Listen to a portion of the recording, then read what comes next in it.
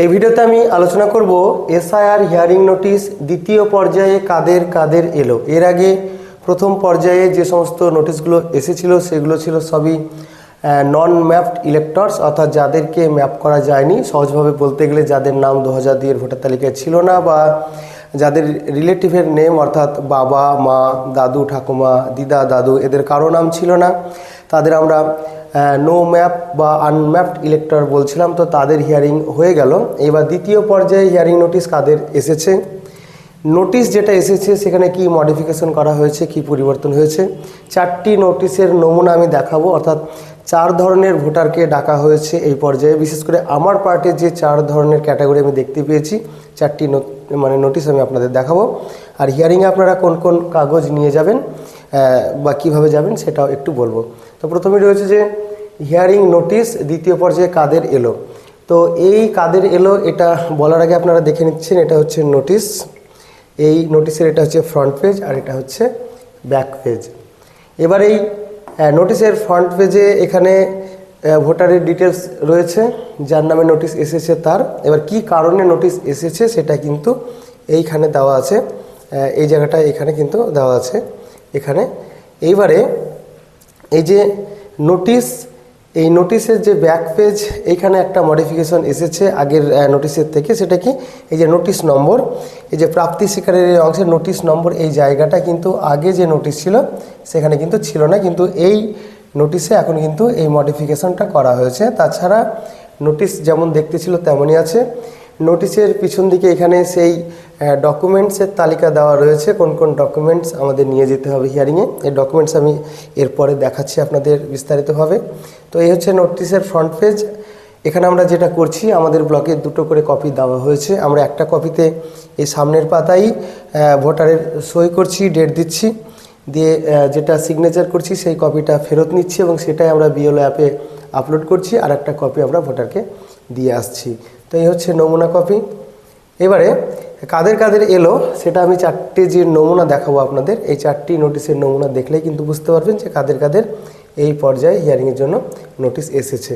তো প্রথমে দেখতে পাচ্ছেন, একটা কথা বলে রাখি যে এখন যাদের নোটিশগুলো এসেছে তারা সবাই মূলত বয়স সংক্রান্ত বিভিন্ন রকমের অসঙ্গতির কারণে ভুগছেন। অর্থাৎ কারো হয়তো পিতামাতার সঙ্গে যে বয়সের ব্যবধানটা থাকা উচিত বা দাদু ঠাকুমার সঙ্গে যে বয়সের ব্যবধান থাকা উচিত সেইটা নেই, হয় কম অথবা বেশি। এই ধরনের ভোটার্সদের কিন্তু এখন ডাকা হয়েছে। মূলত লজিক্যাল ডিসক্রিপেন্সিতে যাদের ফেলা হয়েছিল বয়স সংক্রান্ত বিষয়ে তাদের এসেছে। আর বানান ভুল, তারপরে মিডল নেম লাস্ট নেম এই নিয়ে যে সমস্ত সমস্যাগুলো ছিল, যাদেরও লজিক্যাল ডিসক্রিপেন্সিতে ফেলা হয়েছিল তাদের কি হয়েছিল যে বিএলওরা আন্ডারটেকিং সার্টিফিকেট দিয়েছিল, এবার ডকুমেন্ট আপলোড করেছিল, তাদের কিন্তু এখনও পর্যন্ত হিয়ারিংয়ের নোটিশ আসেনি। আমি বিশেষ করে আমার পার্টের কথা বলছি। এখন এই মুহূর্তে যেগুলো এসেছে সেগুলো সবই হচ্ছে ওই বয়স সংক্রান্ত সমস্যা। তো এই যে নোটিশটা, এটা যদি আপনারা দেখেন তো এখানে দেখতে পাচ্ছেন যে এখানে পিতা মাতার সঙ্গে 15 বছর বা তার কম পার্থক্য, এই যে নোটিশটা, এই নোটিশটা দেওয়া হয়েছে সেই ভোটারকে, যে ভোটার, এই ভোটারটা বিশেষ করে যদি আমি বলি তো এখানে তার মায়ের সঙ্গে একে ম্যাপ করা হয়েছিল, কিন্তু এর মায়ের সঙ্গে এই ভোটারের বয়সের পার্থক্য 15 বছরের কম। তো পিতামাতার সঙ্গে বয়সের পার্থক্য যাদের 15 বছরের বা তার কম তাদের জন্য নোটিশ এসেছে, আপনারা দেখলেন। এরপরে নোটিশটা আপনারা দেখছেন, এখানে বলছে 50 বছরের বেশি, অর্থাৎ পিতা মাতা যাকে যার সঙ্গে লিঙ্ক করা হয়েছে বা ম্যাপ করা হয়েছে সেই পিতামাতার সঙ্গে সেই সন্তানের বয়স 50 বছরের বেশি, তার জন্য একটা নোটিশ এসেছে, আপনারা দেখতে পাচ্ছেন। এগুলো কিন্তু সবই আমি আমার পার্টের উদাহরণ আপনাদের দেখাচ্ছি। এরপরে আরেকটা দেখতে পাচ্ছেন, এখানে যে ভোটারের নোটিশটা আমি আপনাদের দেখাবো, আমি পুরো নোটিশটা দেখাচ্ছি না, শুধু ওই মূল অংশটুকু দেখাচ্ছি।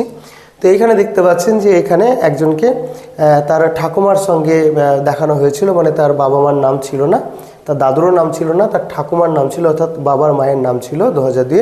তো তার সঙ্গে ম্যাপিং করা হয়েছিল, কিন্তু সমস্যাটা হচ্ছে ওই নাতির সঙ্গে তার ঠাকুমার বয়সের যে পার্থক্য সেটা 40 বছরের কম, সেজন্য কিন্তু এর নামে কিন্তু নোটিশটা এসেছে।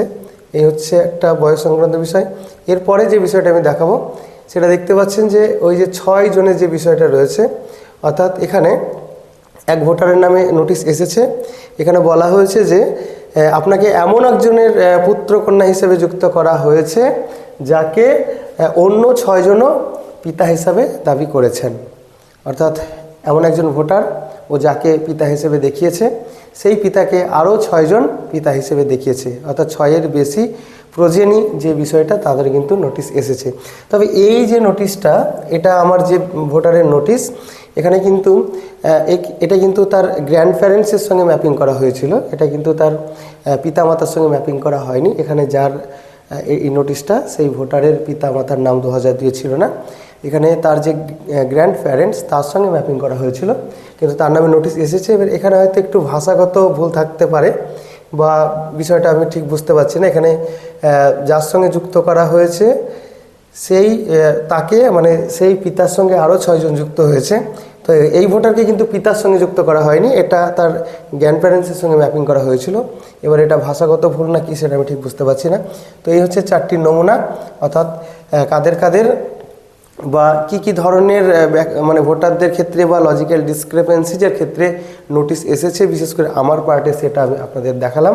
এবার আমি আপনাদের বলবো যে আপনারা হিয়ারিংয়ে কোন কোন নথি নিয়ে যাবেন বা কি করবেন।